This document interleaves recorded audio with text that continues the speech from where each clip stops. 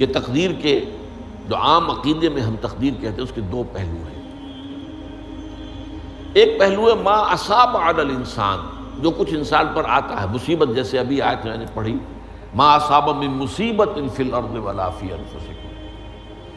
ہم ہر وقت زد میں ہیں، کوئی تکلیف آ گئی، کوئی مصیبت آ گئی، کوئی بیماری آ گئی، کوئی حادثہ ہو گیا، کوئی بچہ فوت ہو گیا، کوئی عزیز جو ہے وہ فوت ہو گیا، یہ ہر وقت حوادث ہے۔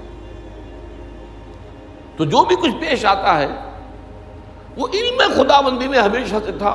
یہی وجہ ہے کہ ایک اور حدیث ہے ابن الدیلمی سے، لمبی حدیث ہے وہ، لیکن اس کے اندر جو آخری ٹکڑا ہے وَتَعْلَمَ، یعنی انسان کے نجات کے لیے لازم ہے کہ یہ بات بھی تم جان لو انما اصابک لم یکن لیخطئک وانما اخطأک لم یکن لیصیبک ولو مت علی غیر ھذا، اگر تم اس کے سوا کسی صورت پر ہوگے تو جہنم میں داخل ہو جاؤ گے، لدخلت النار۔ یہ جان لو کہ جو چیز تم پر آئی وہ آنی ہی آنی تھی۔ دیکھیے ہوتا کیا ہے، کاش کہ میں اگر یوں کر لیتا تو یہ نہ ہوتا، بس یہی ایمان بالقدر کے منافی ہے۔ جو ہوا ہے وہ اللہ تعالیٰ کے ہاں تو پہلے سے طے تھا، ہونا ہی تھا۔ تمہاری کوئی تدبیر، کاش کہ میں اس وقت یہ کر لیتا، یہ لو، اسی لیے ایک حدیث میں الفاظ آئے ہیں ان کلمۃ لو تفتح عمل الشیطان، اس لو سے، کاش، اس سے شیطانی عمل شروع ہو جاتا،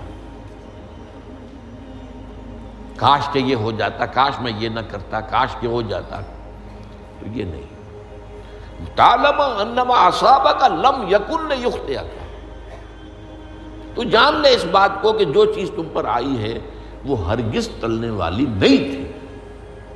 کوئی تدبیر تم کر لیتے، کوئی کسی وقت کوئی ہیلا کر لیتے، کوئی تم قدم اٹھا لیتے، کچھ بھی کر لیتے، وہ تو آنی ہی آنی تھی۔ وما انما اخطاک، جو چیز تم سے چھوٹ گئی، رہ گئی، نہیں ملی۔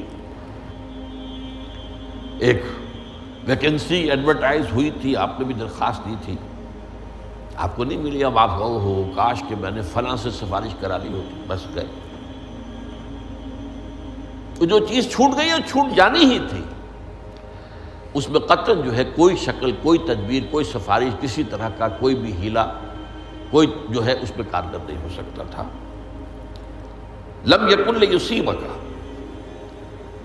ومت علی غیر ذالک، اگر تو اس کے سوا کسی کیفیت پر تیری موت واقع ہوئی، اگر یہ یقین نہیں ہے، یہ ہے تقدیر کا وہ مفہوم کہ جس کا تعلق ہے علی ما اصاب الانسان، جو انسان کے اوپر وارد ہو رہا ہے، اس کے ضمن میں تقدیر کا مفہوم کیا ہے کہ جو ہوا ہے وہ تو ہونا ہی تھا، اس میں تو کسی شک و شبہ کی گنجائش نہیں، بالکل قطع اللہ تعالیٰ کا فیصلہ ہے۔ البتہ در حقیقت ایک دوسرا پہلو ہے، ما یفعل الانسان، وہ جو انسان کرتا ہے۔ یہاں آ کر یہ تقدیر کا مسئلہ بہت ٹیڑھا ہو جاتا ہے۔ آیا میرے اندر کوئی اختیار بھی ہے کہ نہیں؟ Do I have any free choice, یا ہر شخص پہلے سے طے ہے؟ تقدیر کا ایک عام مفہوم یہ ہے، اور اس مفہوم میں بھی بعض روایات بھی ہیں جو اس کی تائید کرتی ہیں کہ ہر چیز پہلے سے طے ہے، لکھی ہوئی۔ اور یہ جو حدیث ہم نے ابھی پڑھی ہے، یہ گویا کہ اس کی ایک مثال ہے کہ وہ جو لکھ دیا گیا تھا، فرشتے نے لکھ دیا تھا، رحم مادر میں لکھ دیا تھا، شقی او سعید، یہ بدبخت ہے یا سعادت مند ہے۔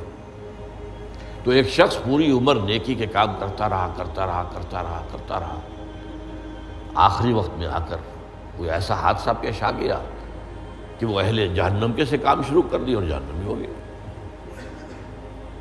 یا ایک شخص ساری عمر جو ہے جہنمیوں کے سے کام کرتا ہے، آخری وقت میں آ کر کوئی ایسی توفیق ملی، کچھ ایسا معاملہ ہو گیا، توبہ کر لی اور اس نے جو ہے اہل جنت کے سے اعمال شروع کر دی۔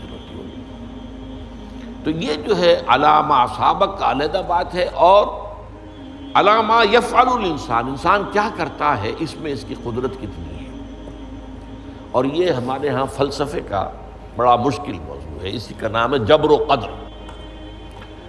ہمارے اسلاف میں بھی کچھ لوگ ایسے ہیں متکلمین میں سے، دیکھیے ہمارے ہاں ایک وہ لوگ ہیں کہ جو اس پر قناعت کرتے ہیں کہ جو اللہ نے کہہ دیا اور رسول نے کہہ دیا، اس سے آگے ہم مین میخ نہیں نکالیں گے، وہ محفوظ راستے پر ہوتے ہیں۔ لیکن بہرحال انسان کو اللہ نے ایک عقل بھی دی ہے، اور یہ عقل سوالات اٹھاتی ہے، اور جو زیادہ ذہین انسان ہوتے ہیں ان کے اندر ان کی یہ مصیبت زیادہ ہوتی ہے، لہٰذا وہ تو سوچتے ہیں، کچھ نہ کچھ غور و فکر کرتے ہیں، بات سمجھنے کی کوشش کرتے ہیں۔ اس میں اب ہمارے ہاں دو طبقے ہو گئے، جبریہ قدریہ۔ ایک نقطہ نظر یہ ہے کہ انسان مجبور محض، کوئی اختیار نہیں، اور ایک یہ ہے کہ انسان قادر مطلق ہے، جو چاہتا ہے اپنے فیصلے میں مختار مطلق ہے، وہ فیصلہ کرتا ہے۔ انہیں قدریہ کہتے ہیں۔ تو جبریہ اور قدریہ ان کی بحثیں ہمارے ہیں، یہ وہی تقدیر کا مسئلہ جو میں نے کہا تھا، بحثوں میں آ کر الجھ جائے، آج تک حل نہیں ہوا، حل ہو سکتا ہی نہیں۔ اب اس کے ضمن میں علامہ اقبال کا ایک شعر آپ کو سناتا ہوں، وہ بہت اچھا لگتا ہے، بہت خوبصورت لگتا ہے شعر ہونے کے اعتبار سے۔ تقدیر کے پابند جمادات و نباتات، مومن صرف اللہ کے احکام کا پابند۔ اس میں انسان سے پابندی کی نفی کر دی گئی ہے، وہ صرف پابند ہے اللہ کے احکام کا۔ نتیجے کے اعتبار سے تو جو یہ شعر کہہ رہا ہے، جو بات وہ صحیح ہے، پابندی اصل جو ہے وہ اللہ کے احکام کی ہے، لیکن یہ کہ تقدیر کی پابندی سے انسان بھی پوری طرح آزاد نہیں ہے۔ یہ سمجھ لینا کہ یہ جمادات و نباتات ہی کا معاملہ، یہ غلط ہے، یہ مبالغہ ہے۔ ظاہر بات ہے کہ شاعر جو ہے، شاعر مبالغے سے بچ نہیں سکتا، چاہے وہ علامہ اقبال ہی ہو، کوئی بھی ہو۔ تو اسی لیے سورہ شعراء کے اندر جو عام شعراء کی جو صفات بیان ہوئی ہیں وہ آپ کے ذہن میں آ گئی ہوگی۔ مبالغہ کرتے ہیں، فی کل واد یہیمون انہم یقولون ما لا یفعلون، وہ کہتے بھی وہ کچھ ہے جو کرتے نہیں ہیں، اور یہ بات تو علامہ اقبال پر بھی چشمہ ہوتی ہے۔ بہرحال یہ شعر ذرا پھر نوٹ کیجئے، تقدیر کے پابند جمادات و نباتات، مومن صرف اللہ کے احکام کا، کوئی بات صحیح نہیں۔ انسان بہت سے اعتبارات سے مجبور ہے۔ سب سے پہلے جو ہے انسان کے اندر ایک تقدیر نوعی ہے، نوع انسان۔ چھوٹی سی چڑیا اڑتی پھرتی ہے، انسان نہیں اڑ سکتا۔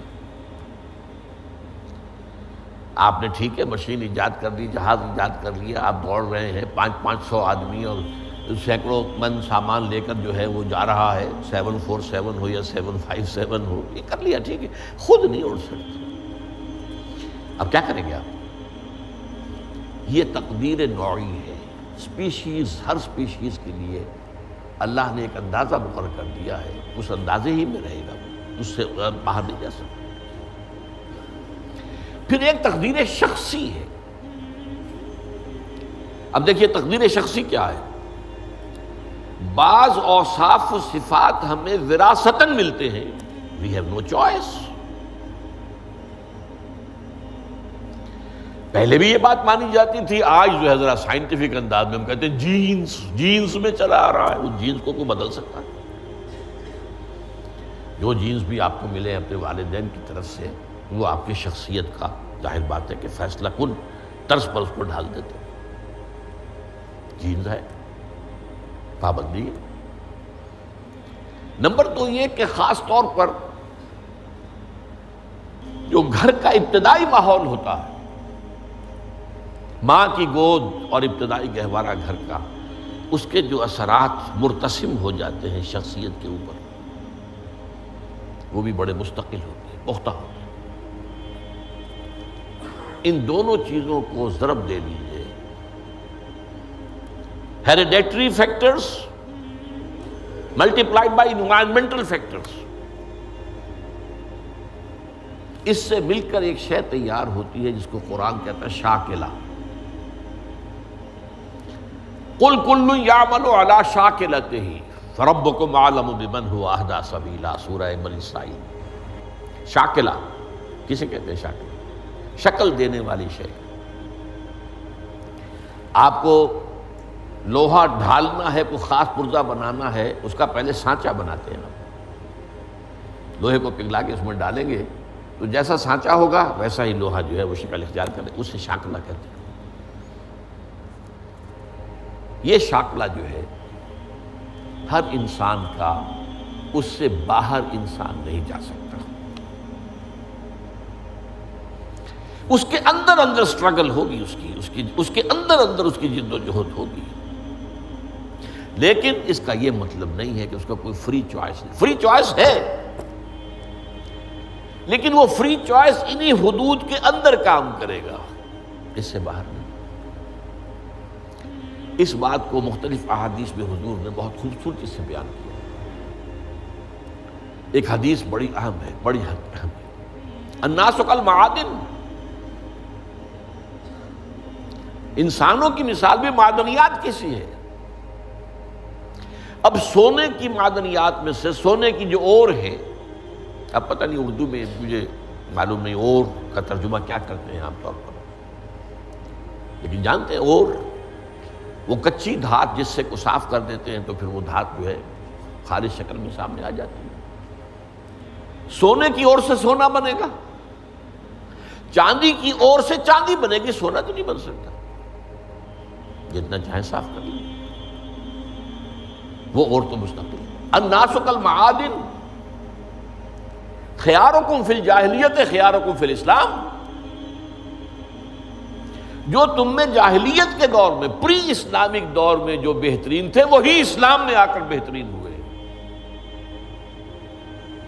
وہ اور سونے کی تھی وہ صاف ہو گئی ہے، اور سونا جو ہے وہ نکھر کر خالص سونا بن کر آ گیا ہے، اسلام نے صاف کر دیا۔ وہ چاندی کی اور تھی، اسلام نے اس کو صاف کر دیا ہے، وہ نکھر کر چمکتا ہوا جو ہے وہ چاندی بن گئی۔ لیکن یہ کہ اذا فقہوا، البتہ پھر اس میں ایک اضافہ کیا حضور نے، جبکہ ان کے اندر دین کا فہم داخل ہو جائے تو یہ کہ جو بہترین پہلے تھے وہی بہترین اب ہوں گے۔ اسلام لانے سے پہلے بھی بہترین ابو بکر تھے، اسلام لانے کے بعد بھی بہترین ابو بکر۔ حضور پر وحی سے پہلے بھی بہترین خاتون خدیجۃ الکبریٰ تھی، ایمان لانے کے بعد بھی بہترین خاتون خدیجۃ الکبریٰ تھی۔ اور دوسری حدیث سنیے، عن ابی الدرداء رضی اللہ تعالی عنہ قال بینما نحن عند رسول اللہ صلی اللہ علیہ وسلم، اسی حال میں کہ ہم ایک روز ہم حضور کے پاس تھے، نتناکرون ما یکون، اور ہم ذرا سوچ رہے تھے کیا کیا کچھ پیش آنے والا ہے دنیا میں۔ اذ قال رسول اللہ صلی اللہ علیہ وسلم، جبکہ حضور نے ہم سے ایک بات کہی، بڑی غور سے سنیے۔ اذا سمعتم بجبل انزال عن مکانہ فصدقوہ، اگر تم یہ سنو کہ کوئی پہاڑ اپنی جگہ سے ٹل گیا تو مان لینا۔ وَإِذَا سَمِعْتُمْ بِرَجُلٍ تَغَيَّرَ عَنْ خَلْقِهِ فَلَا تُصَدِّقُوهُ، اور اگر تم سنو کہ کوئی شخص جو ہے وہ اپنی سرشت سے، اپنی جبلت سے بدل گیا تو کبھی نہ مانو۔